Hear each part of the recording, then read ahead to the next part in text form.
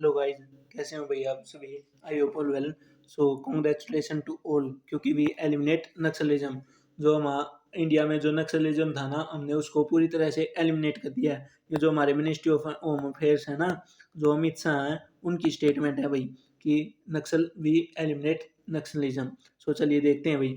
ये हमारा YouTube channel, यहाँ पे मैंने भी pre series as well as 10 minute current affair से स्टार्ट की है। ये टेलीग्राम चैनल, यहाँ पे आपको मिल जाएगी पीडीएफ जैसे भाई हिंदू हो गया, और जो भी मेरे क्लास नोट्स है ना, एज वेल एज जो भी यूपीएससी से रिलेटेड कंटेंट है ना, वो आपको मिल जाएगा भाई यहाँ पे। सो ये स्टेटमेंट देखिए हिंदू की वही है। तो barring one entire top leadership of Maoist wipe out, Amit Shah tells Lok Sabha जो एक लीडरशिप है ना, बस वो बचता है। In past 3 years 706 Maoist were killed, 2218 were arrested और 4800 वर केस सरेंडेड। जो इनकी कार्ड्स होती है ना, जो नक्सलिज्म की, वो उन्होंने जो 4800 उन्होंने सरेंडर कर दिया है। अराउंड 2000 वो अरेस्ट किए गए हैं, और अराउंड 706 उनको मार दिया गया भाई। तो सबसे पहले देखते हैं भाई, इन द पास्ट 3 ईयर्स, ये वो स्टेटमेंट है। दस the पोलिट bureau and central structure have been almost completely dismantled. Our goal was Naxal free India by 31 March. The country will be informed once the entire process is formally completed, but I can say that we have become Naxal free. Mr. Shah said that while replying to a discussion on Maoism in Lok Sabha. जो हमारे prime minister as well as जो हमारे home minister है ना, जो अमित शाह हैं, उनके बीच में ये था कि जो 31 मार्च 2026 तक है, उन्होंने जो नक्सलिज्म है ना, उसको कंप्लीट एलिमिनेट करना है। तो ये अमित शाह ने जी ने ये बताया कि जो हमने जो नक्सलिज्म है ना, वो कंप्लीट एलिमिनेट कर दिया टिल 31 मार्च 2026 तक। हमने नक्सलिज्म को बिल्कुल एलिमिनेट कर दिया है। तो सबसे पहले देखते हैं भाई नक्सलिज्म क्या है। तो नक्सलिज्म या फिर लेफ्ट विंग एक्सट्रीमिज्म। नक्सलिज्म क्या है भाई? एक रेडिकल कम्युनिस्ट मूवमेंट है aimed at ओवरथ्रोइंग the state through arm rebellion. जैसे भाई किसी भी गवर्नमेंट को हटाना हो गया ना, तो एक तो हम इलेक्शन के थ्रू हटा सकते हैं, और दूसरा जो फोर्सेस के थ्रू हटाते हैं ना, उसको हम क्या कहते हैं भाई? नक्सलिज्म। ये कहाँ से प्रभावित है? जैसे जो चाइना में माओइस्ट थी ना, जो माओइज्म वाली आइडियोलॉजी है, उससे ये प्रभावित है भाई। सो ये फोकस किस पे करते हैं? भाई पीजेंट हो गए, जो लैंडलॉर्ड हो गए। तो ओरिजिन कहाँ से हुआ भाई? वेस्ट बंगाल का एक विलेज था नक्सलबारी। सो 1967 में जो नक्सलबारी विलेज है ना, वहां से ये इवोल्व होके पूरे मतलब पूरा एक रेड कॉरिडोर बना लेता भाई नक्सलिज्म। सो नक्सलबारी विलेज से इवोल्व हुआ। जो इसके लीडर थे भाई चारू मजूमदार और कानू सियाल। किसको ट्रिगर करते हैं भाई? ये प्रेजेंट अपराइजिंग और लैंड रोड के एक्सप्लॉइटेशन को ये टारगेट करते हैं भाई।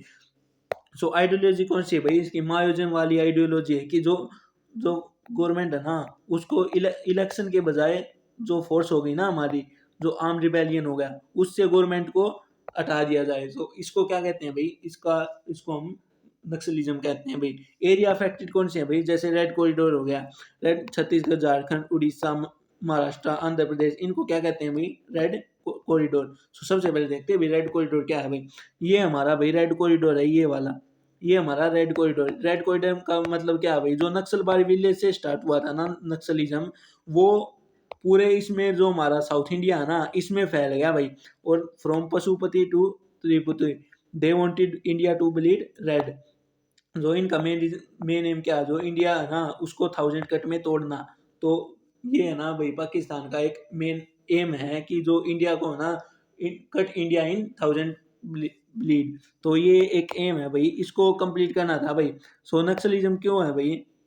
इसका मेन रीजन, इनके कोज देख लेते हैं भाई नक्सलिज्म के। जो सोशो इकोनॉमिक कोज है, जैसे हमारे जो नॉर्थ ईस्टर्न एरिया है ना, वहाँ पे जो हमारी ट्राइबल ग्रुप होते हैं भाई, ट्राइबल एरिया है, वहाँ पे हम ना ज़्यादा क्या कहते हैं भाई, वहाँ पे जो हमारी डेवलपमेंट है ना, वो थोड़ी स्लो है। तो इसको इसी को ये टारगेट करते हैं ये ग्रुप। ये ज़्यादातर ये फंडेड होते हैं भाई। जैसे पाकिस्तान ने इनको फंड कर दिया, चाइना ने फंडेड कर प्रोवाइड कर दी। तो ये है ना फंडेड ग्रुप होते हैं, जो जो वहाँ पे लोकल पर्सन होते हैं ना, जो लोकल पीजेंट होते हैं, उनको भड़काते हैं भाई। तो इनका मेन रीजन वहाँ पे है ना, पॉवर्टी है, अनएम्प्लॉयमेंट है, लैंडलेसनेस, एक्सप्लॉइटेशन, लैक ऑफ डेवलपमेंट। तो उन रीजन में है ना हमारी थोड़ी लैक ऑफ डेवलपमेंट है। और अगर गवर्नमेंट ऑफ इंडिया वहाँ पे कोई भी डेवलपमेंट करना चाहे ना, तो ये ग्रुप है ना, उसको भी डेवलपमेंट नहीं करने देते, क्योंकि ज़्यादातर वहाँ पे ट्राइबल एरिया है। जो ट्राइब के जो प्रोटेक्टेड एरिया है ना, उनमें ज़्यादातर ये क्या कहते हैं भाई, वहाँ पे है ना ये ज़्यादातर डेवलपमेंट भी नहीं करने देते, और डेवलपमेंट नहीं होगी तो इसी को वो एक ज़रिया बनाएँगे, और यहाँ से है ना वो क्या करेंगे, रिवोल्ट या जो रिबेलियन है ना उसको स्टार्ट करेंगे भाई। तो ये इनका मेन एम है। गवर्नमेंट इशू क्या है भाई, करप्शन है, poor implementation of scheme, lack and state presence हो इन रिमोट एरिया। सो वहाँ पे ज़्यादातर एरिया भी कैसा है भाई, फॉरेस्ट एरिया है। और जो ये नक्सलिज्म के पर्सन होते हैं ना, जो ये आदमी होते हैं, ये ज़्यादातर गुरिल्ला वारफेयर में एक्टिव होते हैं। सो हमारी जो ये होगी ना फोर्स, इनको वहाँ पे जाने में बहुत ज़्यादा प्रॉब्लम होती है। इन्होंने बहुत ज़्यादा अटैक भी किए हैं, जैसे हमारे सीआरपीएफ के जवानों पर अटैक किया था भाई, वहाँ पे बहुत सारे जवानों की भाई मौत भी हो गई थी, जो शहीद हो गए थे भाई वो।